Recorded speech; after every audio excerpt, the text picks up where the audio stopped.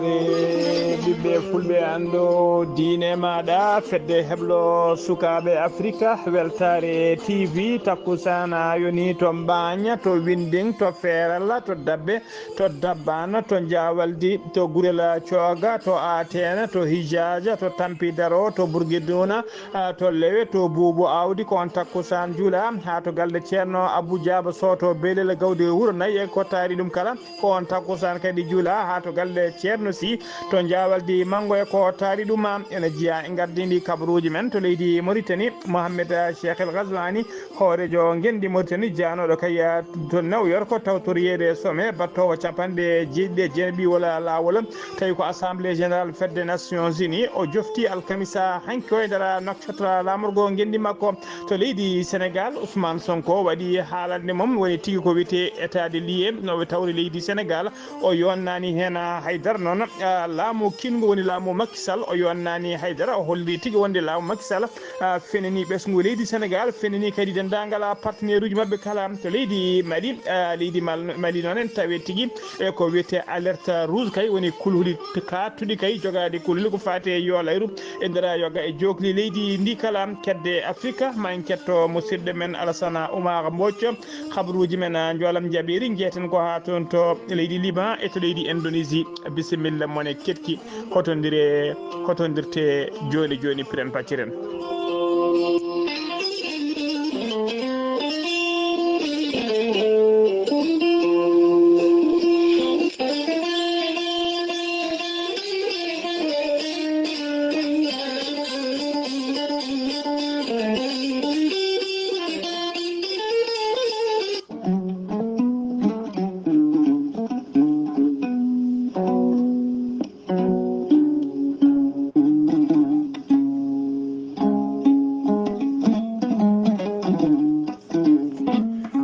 aadi bil aadi salade aadi ɓuuri firtude aadi ceerno Djiby Sy wi ko firtata aadi mo aadodiri e jande weltare ɓiɓɓe fulɓe andu diine maɗa weltare tv ceerno Djiby Sy ko wittiyanke leɗɗe ko safriyanke safruji fina tawa jaadindo ɓalwal e danwal kala ceerno Djiby Sy ko gandu binde laaɓaɗo leɗɗe omo safra rafiji kewɗi ɗi jiida cirola omo safra wonduɓe kista fibrom rewɓe ronkuɓe sowade rewɓe dartanaɓe kala wonduɓe soppisa e rafiji gorago no didolino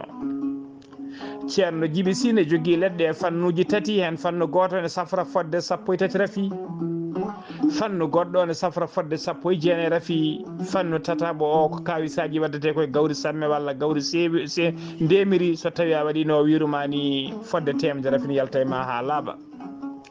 ceerno Djiby Sy ko laaɓɗo reedu ko malaɗo woni so yennama ka miskino safruma ha mbiya weng tawa hay mbuɗa yoɓani ceerno Djiby Sy ene jogui pegge usula bawɗe neldede kala leydi e kala continent ceerno Djiby Sy sa famodire client makko kala to client o woni leɗɗe mum mbawi yettade ha no hannirta ni ceerno Djiby Sy ne jogui dendagal ene safra dendagal rafi gorako to tolni kala yawɓe yitade koye men jippiɓe leete e usuraɓe gorago kala omo jogui leɗɗe mbiyete ko muuɗa hirda ƴetta ɗum joni joni moosa nofuru e nofuru ceerno Djiby Sy ne andina dendagal kilineɓe mum e oɗo saaha joni mo tawi toon to Hammadi Hunare noon to galle mbiteɗo Samba Madani Talla kañum woni chef de quartier legal mbitegal Jingue toon to Madina toon to Hammadi Hunare waɗɗani wendu wiyetedu ya Allah ceerno Djiby Sy kala jiɗɗo e jokkodirde e muɗum numéro makko téléphone ko numéro makko WhatsApp ko numéro leydi Mauritanie mbatta ko 47 22 80 84 numéro makko leydi Sénégal noon ko numéro Wave ko numéro Orange Money wonande yiɗɓe waɗnede listihar leydi Sénégal e dendagal e ɗele ñamoje CFA kala ko 2000 francs woni 2000 woni tigui 2000 temedde nayyi CFA so tawi ko leydi Mauritanie ko ujunere uguya on numéro noon mbatta ko 00 221 78 128 35 98 ceerno Djiby Sy ne andina dendagal kilineɓe makko base makko ne tawe to Nouakchott ne golla ha no hannirta ni enen tawi ɗon miñi kone wiye ceerno Alassane Sy numéro mum ko 32 62 04 99 ceerno Djiby Sy nani dendagal kahidinaɓe ko taari ɗum base makko gonɗo to kahidi base one golla hano hannirta ni kala jokkodirɗo e ceerno Djiby Sy wonande kay tawateɓe to kay haydi e takku mum kala ma mbaw yettade hano hannirta ni ceerno Djiby Sy ko laaɓɗo reedu ceerno Djiby Sy ko malaɗo wune mbadden danɗo faade makko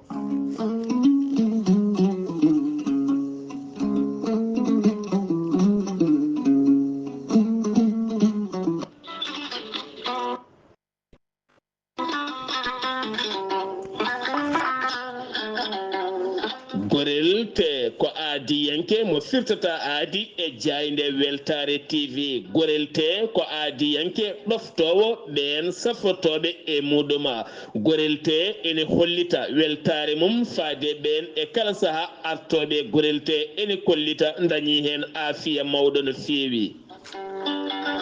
gorelte ko haako moƴƴo iwru ko tokkore dinnoro ari ko wallude e safrude ha moni kala daña aafiya muɗum on joguiɗo AVC cardiaque ƴiƴam dogata e ɗaɗi mum ɓandu jaaɗoru ɓandu wuloru neɗɗo tuƴiɗo mo nangata taare kala mum de gorelte ene humta on haaju gorelte noon sa yiɗi andude ko jangta e mum ko kala jahata koto Google mbaɗa www.gorelte.com ma jangan hoorema kala gorelte an tuƴiɗo donkuɗo yaade juma e jama ni jokkoyde enɗam kala musalla ɓandu no fotiri kala gorelte ene momta ha laaɓa e ballal jomiraɗo o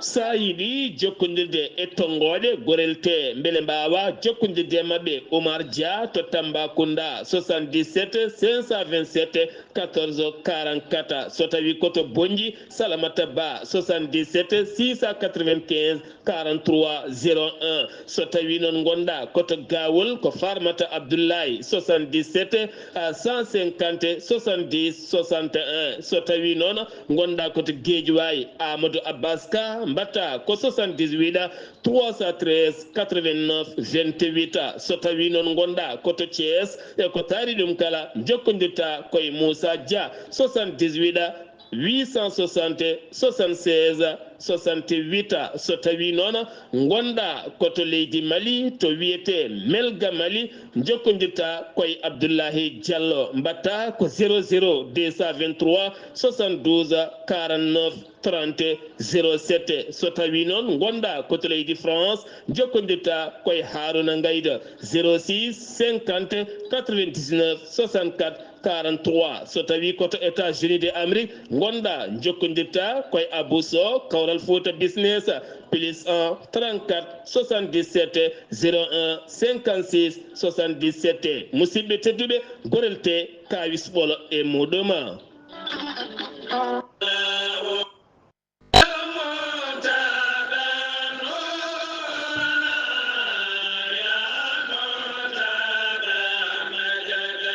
Dara moderne de l'excellence Alhaji Saydou Nourou Tall e garde-gol Ceerno Makki Muntaga Tall kame Ceerno Saydou Nourou Tall imam juma mawɗo mo Cheikh Omarul Foutiyou Tall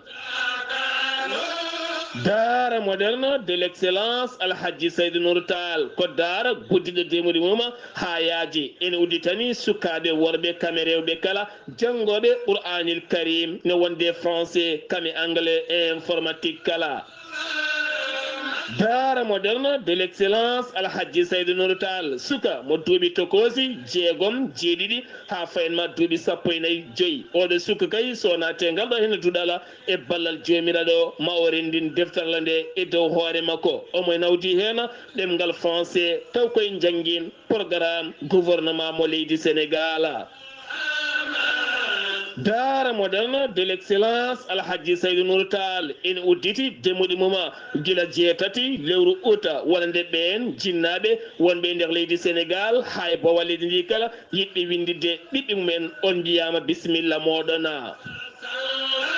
dara moderne de l'excellence alhaji Seydou Nourou Tall hitande hikkande ɓen sappo kala wannoɓe ngel kawgela mbawi dañde kawgel mumena e ballal jomiraɗo o so tawi noon ko dara rewɓe o tawete koto sikkaba liberté 3 villa 17 78 so tawi noon ko dara sukaɓe worɓe o tawete koto Kermassar cité Doubaya Almadi 2 ene tawe e nder Dakar sa yiiɗi jokkodirde e tongoɗe dara moderne de l'excellence alhaji Seydou Nourou Tall woto woɗɗo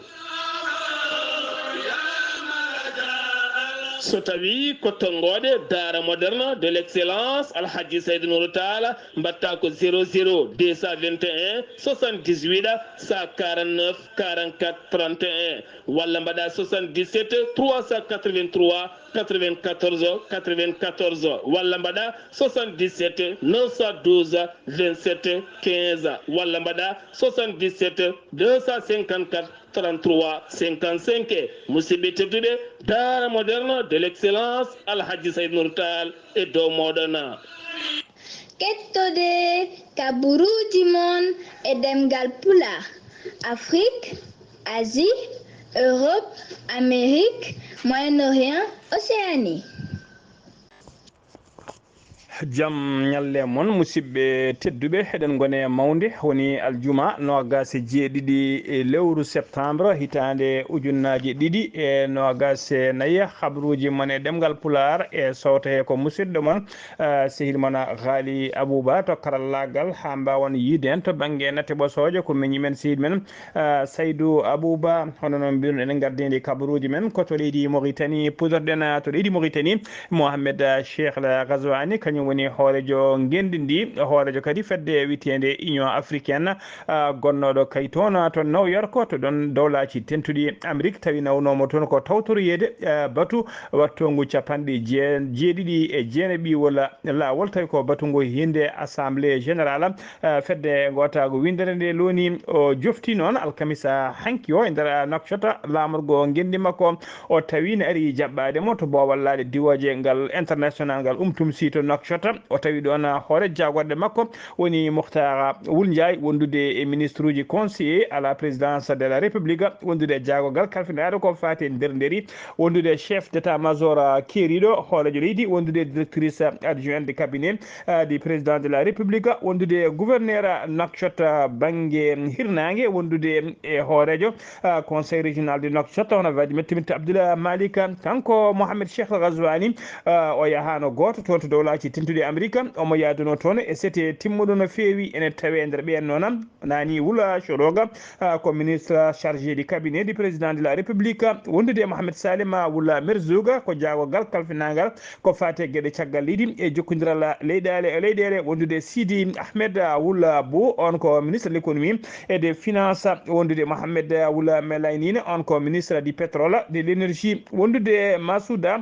Mintou Baham on ko ministre de l'environnement wondude Sidi Wula Mohamed Lagdaf on ko ambassadeur joɗaniɗo dowlaji tentuɗo joɗaniɗo leydi Mauritanie to auprès de fedde witende Nations Unies e wadɓe kay ko sete timmuɗo woni ɓe o yaduno toon e jillo ngu ha joni ko leydi Mauritanie keddoɗen ko balɗe seeɗa heddi kay e uddirgol école aji nder leydi Mauritanie saabu kay ko ñande jeeɗiɗi lewru octobre woni uddirgol ɗiɗon école aji professeur biyetenoɗo Mohamed Brahima Wul Sidi kañum de Allah rokkani ɗum fartange tawtorede kay uddirgol ɗiɗon école aji saabu kay ko sagataɓe joguitiɓe jani e makko alkamisa hanki o e nder galle makko toon to wuuro Nemago jooɓi toon fittandu makko procureur de la république noon ari tigui ha to galle ɗo to wara ɗo waɗi enquête muɗum yamiri tigui yo goski yo no moftoye to morgo hôpital mo Nema kañum e labbe woni tigui les armes blanches ɗo yoɓira hôpital makko yoɓira ɗi kala tawama ɗon nawama moftama toon e oɗo saaha joni ha enquête yamiri tigui enquête jaaƴo nde uditte hen beele kayne ande hol yoɓiɓe fittandu makko e hol sababu kadi koɓe joɓiri nduɗon fittandu ha joni ko leydi Mauritanie keddoɗen alkamisa hanki nogas jeegom lewru septembre hitande ujunnaji ɗiɗi e nogas nayyi jagogal kalfinagal ko fate cellal aade mo leydi Mauritanie hono Abdallahi Wula weddi o joddima batu noon e dendagal ɓen wiyeteɓe des directeurs régionaux de la santé wilayaji ɗi kala ko addi kala noon omo wiyaɓe kay hare haɓade ko fati e mbuñaari woni ɗum noon yoɓe nganndu ko programme mawɗo no feewi ɗum ko programme mawɗo no feewi wonande laamu ngu mo laamu ngu ummini e oɗo sahaa jooni omo kadi omo holliti kadi o waɗi insisté no feewi e ɗiɗon directeur uji nde toppitto kay gollotoɓe ɓe kala nde mbawata arde e waktuji poɗɗi gollede guila e gollotoɓe e ɗiɗon gila kay ɓen o gila kay gollotoɓe nder hôpital uji dispensaire uji e gollorɗe santé kala beele kay eɓe mbatta arde e waktu poɗɗo ardawede kay ɓe jippo kadi e waktu poɗɗo jippede tawa kadi wondani e retard uji alda kadi e tardude e kala saaha e jippade tawa kay wonani neɗɗo tawa kono weɗɗo neɗɗo weela dawata ko neɗɗo weela jippoto o holliri ɗum ɗon yo dokko ha laaɓa e nder jokli leydi he kala o haɗani ɗon kadi o haɗani ɗon saabu kay o holliri tigui o holliri hen tigui o haali tigui wonde kay mette o holliri tigui wonde mette kay ene jogui ɗum foof no feewi kay mette mawɗe kay teskade e kala saaha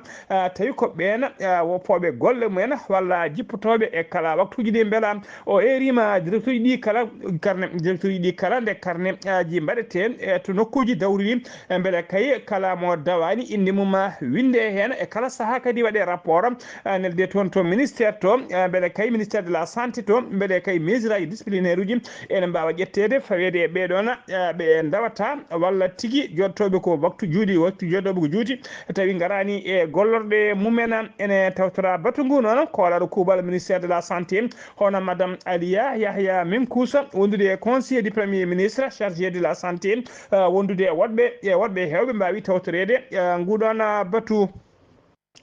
ko leydi Mauritanie ha joni kettoɗen hoorejo suudu sarɗiyejude leydi gendi Mauritanie mo waɗi tigui communiqué makko alkamisa hanki no gasa jeegom lewru septembre 2024 on communiqué noon ko eerade dendagal sarɗiyeji joɗaniɓe leydi Mauritanie kala to suudu sarɗiyeji to dendagal député ji kamɓe kala noon yoɓe gandu kay wonde ko ñande premier yoɓe gandu kay wonde la première session ordinaire de l' année parlementaire 2024-2025 ɗum udditta kay ko ñande talata goo lewru octobre darto ndu 2024 sanga 17 heures woni 5 heures kikiɗe e ngan sanga noon omo eri dendagal député ji ɗi kala ne mbawa tigui arde tawtorede kay oɗon ouverture tawi ko session parlementaire session ordinaire parlementaire 2024 2025 ɗum noon ko caggal kay nde kanko hoorejo suudu saɗi ɗum nde o kay yurniti article 52 nouveau et de la constitution et article 54 et 50 article 54 et 55 du règlement intérieur de l'Assemblée nationale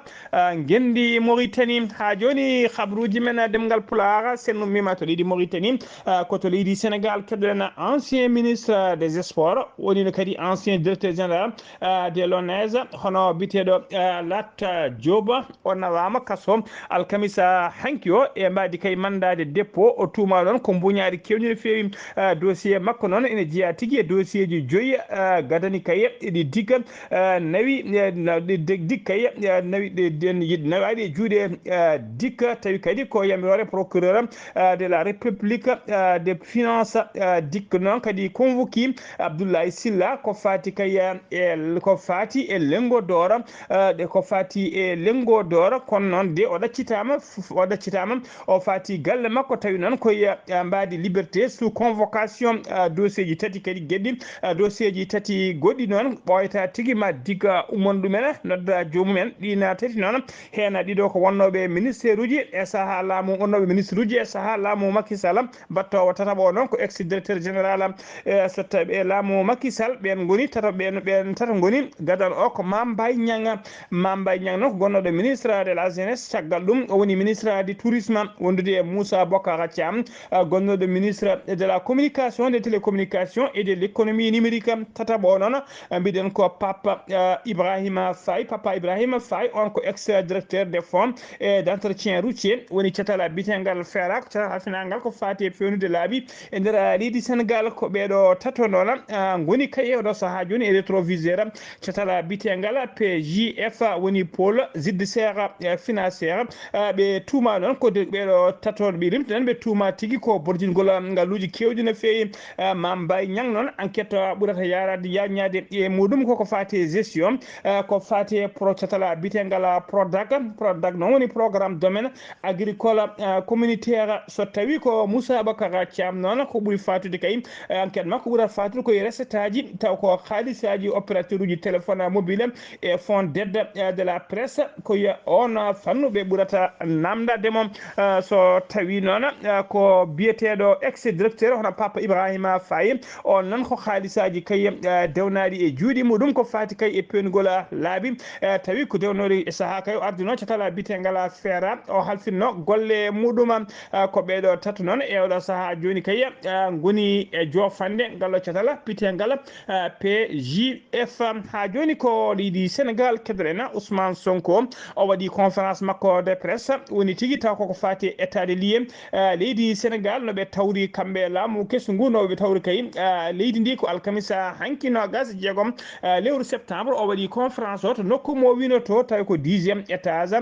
immeuble administratif Mamadou Dia o yonnani non kanko Ousmane Sonko o yonnani kay haydara laamu Macky Sall o wi kay wonde laamu Macky Sall fenini peuple leydi Sénégal be penini kadi partenaire uji leydi Sénégal kala o wi nono be meedani sikkude kay bonande kay ebe ganduno leydi Sénégal ko boni kono bonande de kay be meeda sikkude fotini bonde o wi nono wonde kay o holiri nono wonde kay leydi di tawama tigi be tawi hen ko wiete mauvaise gouvernance mbuñaari kay ne wayno kooce détournement khalisaji ne kewi mbadama e nder leydi he e laamu ngu mbadama e leydi he taw ko laamu lomtibe be ngu wadi dum o holiri laamu ngu semtini peuple o semtini kadi dendagal partenaire uji mum kala ebe noddi noon ebe dokka noon chiffre uji ebe dokka chiffre uji holiri laamu kinugu ene rokka chiffre uji kala saha ta ko chiffre uji ɗi godani o wi yeru kay so tawi ko laamu kinugu wino kay wonde ñamade ko leydi Sénégal rewete ɓe laamu kinugu holiri yeru mo rokki wonde kay ɓene mbino leydi ndi rewete ko 13 ujunere taw ko milliard woni 13 milliard ko ɗum woni ko leydi Sénégal rewete kono kamɓe nde ɓe ngari en laamu ɓe tawi tigi ñamande de ko 15 ujunere milliard woni 15 milliard ko ɗum leydi Sénégal woni ko rewete ɗum noon ene qiime ha 83,6 walla 83% PIB mo leydi Sénégal o wi kadi wonde kay o wi kay ko ɓuri kay hulɓinade wonde kay ɓe tawi kene ɓura kay temedde ɗiɗi kene ɓura temedde ujunaji ɗiɗi e temedde 5 milliard taw ko mbaɗaɗi ko waɗaɗi ko wiyete dépense secret défense ɗum noon addani kay yimɓe laamu ngu hewɓe kay ɗum addini ɗumen kay ko wayno Amadou Ba ko wayno Moustapha Abdoulaye Ba en ko wayno Abdoulaye Daouda Moustapha Ba en ko wayno Abdoulaye Daouda Diallo en e Macky Sall ɓeɗo kala ene poti arde kay kuccita e ɓesgu leydi ndi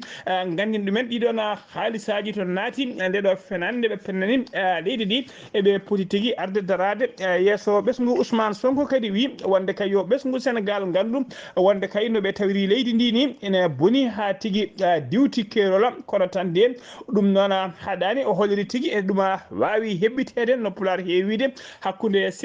heɓɓitade ene heeƴa ɗon ha joni ko leydi Sénégal keddoɗen jagorgala leydi Sénégal kalfinaɗo ko fate ñawoje woni ministre de la justice o waɗi tigui nomination ngaji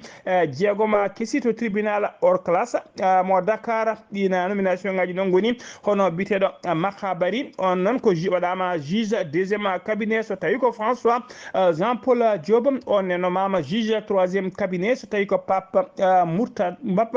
Mourat Watta on e nomama juge de quatriéme cabinet so tawi ko Debbo Mbow on waɗama juge cinquiéme cabinet Sokhna Awa Diop nomama juge de sixiéme cabinet so tawi ko Ousmane Sall on e nomama juge de septiéme cabinet cabinet joni ko poste tan goto heddi woni poste mo 8e cabinet ko on tan heddi sabu kay poste ji ɗi 8 cabinet ji ɗi ko ɗi sappo ɗi gonnon kono noon 9e e 10e cabinet laamu kesu ngu holliri tigui ɗin koko poste ji ko batteɗi supprimé heddo tan poste ji jeetati ɗum noon ene wayno tan ko on poste 8e cabinet ko on goto e oɗo saaha joni heddimo soit taw neɗɗo nomede hen ɓe koliri kadi wonde ɓoyata ma juge ɗiɗi toɗɗe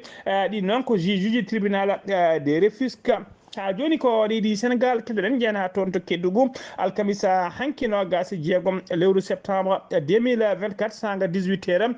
ko gaska mabbi to wuuro witego Jaguiri tawetego e nder commune mo Diboli département mo Kédougou sakataɓe ɗiɗi noon basi hen pittali mumen ɓen goni hen goto wiyeteno ko NB Camara duuɓi gas joyi ko madinajo keddiɗo wiyete ko F ne yette Keita ko ñumne ko duuɓi gas joyi on ko guinenajo ko ɓe ɗiɗo basi hen pittali mumen nden noon compagnie tawa kadi ko 72e compagnie koni koɓe faabu ɓe nani ɗum nde ɓe nani ɗum noon ko ɗon e ɗon ɓe mbawi notitade hen ɓe ƴetti goskiji ɗiɗɗi kala ɓe nawi ɗum to morgo hôpital régional Amadou Dansoko mo Kédougou ko leydi Sénégal keddoɗen ha joni Mamadou Ibra Kane ko neɗɗo dawrugol gardiɗo landa wiyete ko Démé c'est maintenant o yalti tigui kankone jabade kay konngudi Ousmane Sonko e haalande mum e conférence mum hankkide presse mo waɗi o wi noon wonde Ousmane Sonko ko haala ko foof hay nokku hen ala ko gonɗi foof kay ko yidde wadde campagne o holliri tigui konngol ɗum ɗi Ousmane Sonko ko premier ministre gonɗo kay e campagne ko fati ruuma jarima heblanade sungoji sarɗiyeji tijjani ko ɓoyani yande sappo e jeeɗiɗi lewru novembre 2024 o holliri ko hen Ousmane ko ɗin on campagne Ousmane Sonko woni o wi laamu kay Ousmane Sonko arti gouvernement mo ardi joni ɓe poddanino kay jeunesse o ma heɓa liggolle hano hanniti ni kono hen haydara ala tigui ko laati o holliri kadi wonde Ousmane Sonko ko kañum woni premier ministre ko kañum kadi woni tigui gonnoɗo maire kañum wonno maire mo Ziguinchor ene fonno tigui ñalawma hanki o wonno tigui ñalawma manditare wonande jolugol lana wiyete ko Joola tawi kadi eɓe mbanno tigui musée ouverture musée mémorial lana Joola kam en tant que premier ministre et ancien maire de Ziguinchor Ousmane Sonko foti ko yaade tawtori e on cérémonie wona kay wadde campagne mo woni e wadde oɗo saaha joni ha joni ko leydi Sénégal keddoɗen Macky Sall gonnoɗo hoorejo guenɗi Sénégal o suɓama e nder assemblée générale Nations Unies joɗinoɗo kay ɗeɗo balle tawi ko battowo capanɗe jeeɗiɗi walla lawol kanko Ousmane kanko Macky Sall o suɓama o waɗama président global centre on adaptation woni tigui président catala bitegal GCA ko catala international noon ko catal kadi darigal ko fati e changement climatique Macky Sall noon o lomti e oɗon poste noon Macky Sall noon holliri hen weltare makko mawde no fewi e oɗo nomination mo heeɓi oɗo nomination mo heeɓi e ngal teddugal pawgal e dow hoore makko o lomti e poste he noon ko biteɗo Ban Ki-moon noon meɗino kadi wonde ancien secrétaire général de l'ONU ko kañum o lomti e oɗon poste Macky Sall noon o yetti o jarni oɗon biteɗo Ban Ki-moon e gollediɓe mum kala e darde kay faydude no fewi ɓe daari kay gardugol e ngal ɗon cetala e oɗo saaha joni ngal o halfina ha joni habruji men ɗemgal Pulaar to leydi Sénégal ha joni yen ha toon to Madina Gounass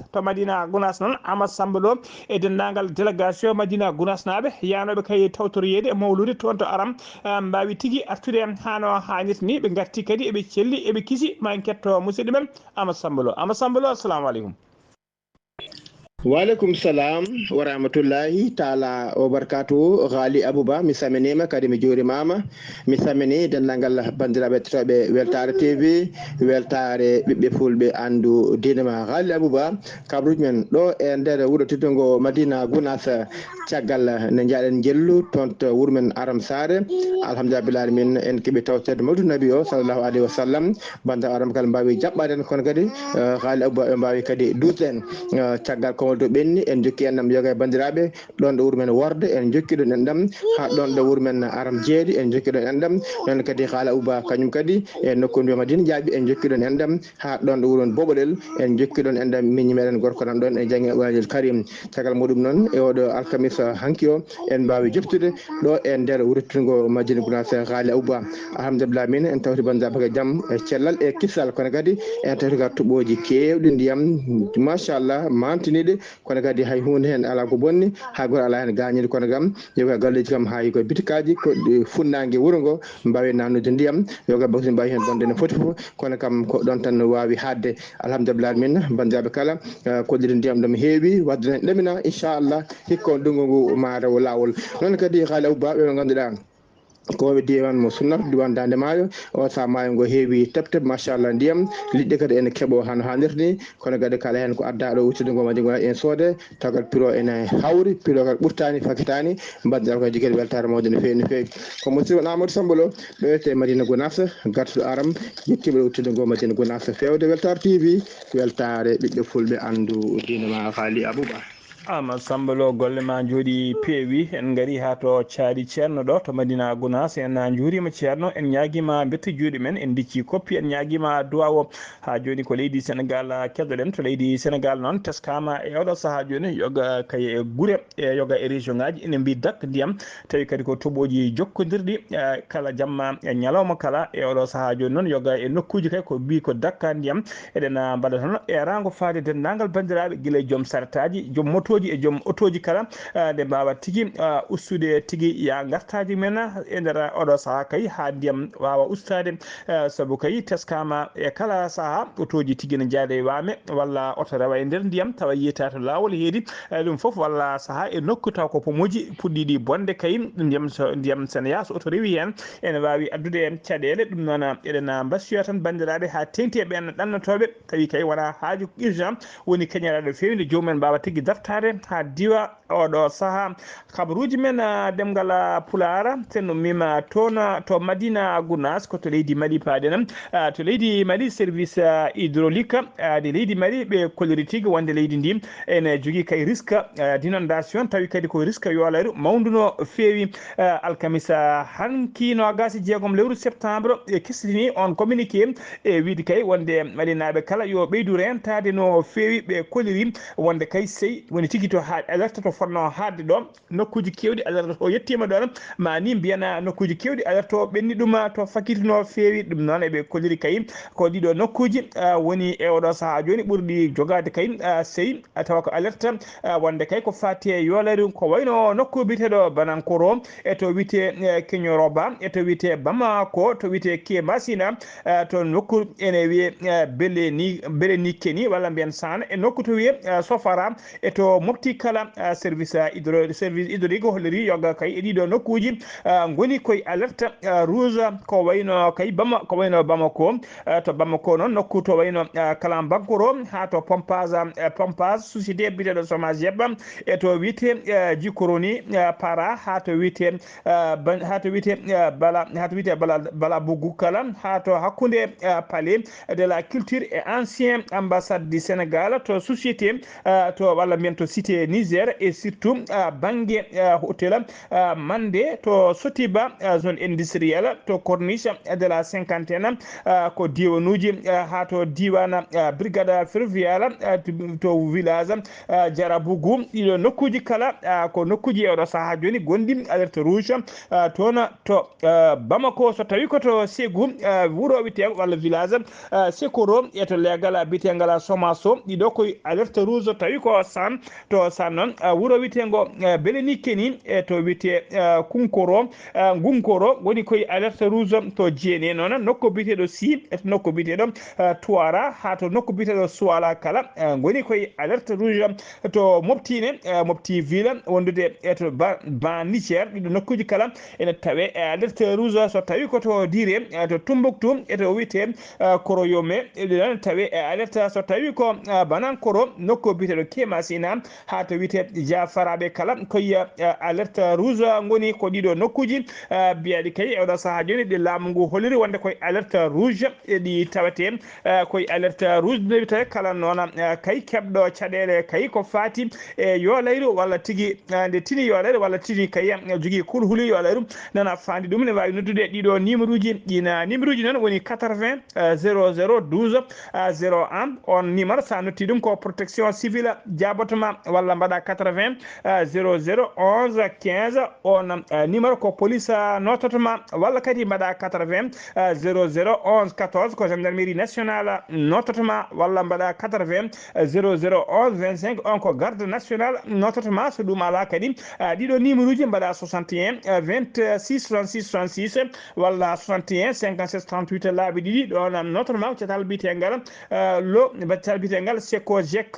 comme gouvernement leydi Mali noon ene waɗi erago faade dendagal ɓesgu ngu kala ɓeydoto rentade kayim e oɗo saaha gonnaɗo ha diwa oɗo saaha saabu kulhuli yo layru joggaɗi habaruji men ɗemgal pulara kedde Afrique jaɓɓotoɗen ko musidɗo men sehil men Alassane Oumar Mbodj. Alassane Oumar Mbodj a salminama juuram. en cewnitima Ghali Abouba en calmini dendagal hettiyankoɓe Ayawo TV habaruji men ɓurɗi tewdude e dongre Afrique e ñalawma hande o puɗɗorɗen ko leydi Mali to nde ko affaire Rokhaya Traoré ko on ko malinajo taw kadi ko jaggano ko toon to Italie e ɗum noon mo waw tottitede leydi hono Belgique kanko noon koɗo yumiyanke ngana mo leydi hono Mali tawno jagga toon ko guila nogasi go lewru juin toon to Rome Italie ɗum noon ɓe mbi ɗon moko ko kanko ko ñawaɗo toon to Belgique e nder gueɗe kay ɓinguel makko tebba kay ko sali tottito ɗum ono on guel yiya bamum ɗum noon de ɓe mbawa totti ɗum taw ko ñawoto kono Belgique ɗum noon bayyin ɗum ko avocat mat ko nde nogasi jeegom lewru silto ujunaji ɗiɗi e nogasi e nayyi toon to Benin Oswald Komeki kañum e Olivier Boko kamɓe de koɓe nangaɓe toon kamɓe noon ɓe tuuma ko yidde follunode hoorejo leydi ndi hono Patrice hono talon ɗum noon ene wayno noon ɓe munni on jeeguiɗo nden ka galle lamorgo to ɗum noon on ni heeɓino jaggede hen caggal ɗum wawi hono ɗaccitede e oɗo tana toon to Soudan ene wayno de ko jangguji mbaɗi toon ɗin taw kadi ko tiruji taw kadi ko cemɓuɗiɗo no fewi ha mbawi hono lellidi taw kadi ko leydi nogasi jogom lewru surtout ujunaji ɗiɗi nogasi e nayyi taw to lamorgo leydi hono Soudan e nder hakkude kay oɗo guerre hakkude kay ma won hirande e feccere taw noon ko hakkude armée o e kaɓen combattant ji taw kadi ko noddirtoɓe e force paramilitaire en to ɓen tigui mbaddata toon to leydi hono Cameroun ene wona police mabɓe police norvégienne e wawi kadi bayyinde jan nogas joyi lewru sumtu jana ɗo nogas e nayyi wi jaggui toon Lucas Ayaba show goto e kadi e ɓen taw kadi ko addunoɓe séparatiste en e wawi kadi wiide kadi ene ƴeewa kadi hebde koye mumen ino diwanuji hono ɗiɗi anglophone ɗum non toon to Cameroun to ko on tigui jagga toon e ɓe mbi noon kanko noon o jagguita ko toon ko tumede mum wadde toon génocide taw kadi ko crime contre humanité Soudan to nde ene wadde ko farpuji ene wayno gori toon ene wayno ko toon to leydi jafoɗon Gabon ko suka gorko suka jarowo e duuɓi 15 nanggaɗo toon taw nanggui toon ko gendarmerie national mabɓe o nanguira noon ɓe mbi ko omo ƴetti won service makko ene waɗi hono natal gardiɗo hono leydi ndi ɗum noon omo fompir ɗum ono ɓandu makko ɗon tigui wawi kono jaggede e ɗum noon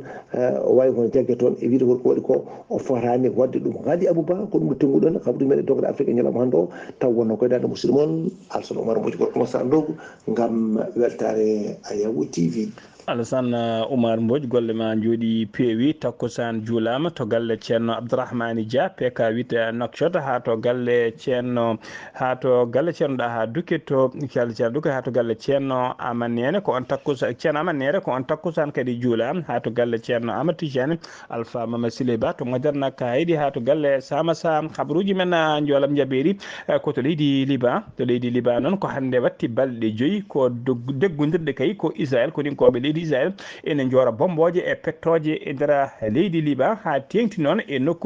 nokkuji to Hezbollah en tawete alkamisa hanki kadi Beirut alkamisa hanki Ben Yamina Netanyahu hoore jagode leydi Israel o salima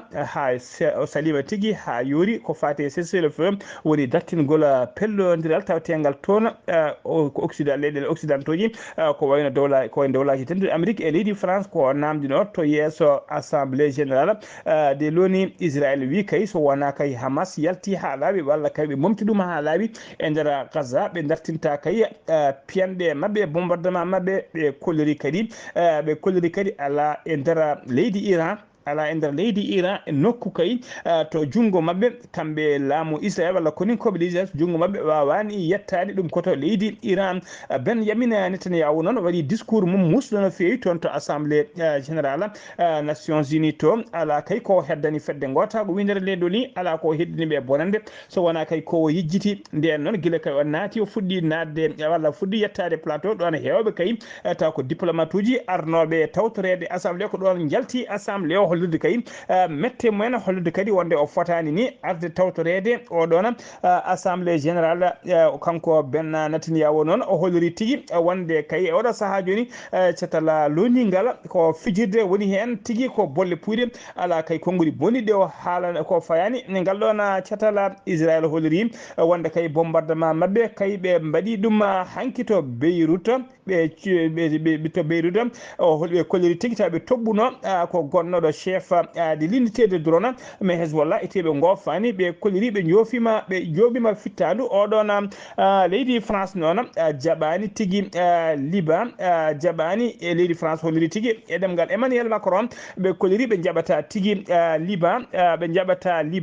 laato Gaza ɗum noon ko konngudi Emmanuel Macron suudi toon to assemblée générale des Nations Unies alkamisa hanki tan bombardement Israël waɗi toon to Liban ɓe hollirama ɓe mbari 92 neɗɗo ɓe mbarmini 153 neɗɗo ñalawma alkamisa o hanki tan aljuma hande suwaka tawa bilan koɓe puɗɗi warde kamɓe Israël laaɓe koɓe puɗɗi warde to Liban tawa ɓe jaranno e nogas e joyo neɗɗo koto leydi Indonésie udditen kabaruji men toon ko Mina Dor woni nokku to Kangé ACT ko kañum tigui mabbi toon e yimɓe waɗi yimɓe 19 wasɓe hen pittali men jiitam goskiji men jeltinama no gas joyo woɗɓe kay e oɗo saaha joni nana majji leydi ni jorte men ko ronkaɓe yiitede woni porté disparu tan o noon waɗi koto hirnangue leydi ndi aljuma hande no gas jeeɗiɗi lewru septembre hitande ujunnaje ɗiɗi e no gas nayya musidɓe tettuɓe gasi ha laaɓi ceer ko ɗum ɗo wonno komin tonga noon habaruji mon e ɗemgal Pulaar e sowtaye ko musidɗo mon seydi mon Ghali Abouba to karallagal ha mbawon yiiden to banggue net ɓosoje ko Saydou Abouba ruɓiɗo Afrique Alassane Oumara Mbodj so tawi tigui ko toon to Madina Gounass ko Amadou Samba Lo kerki malaki jaam yo jaam Allah jogomi jogo on way calmini dendagal hetti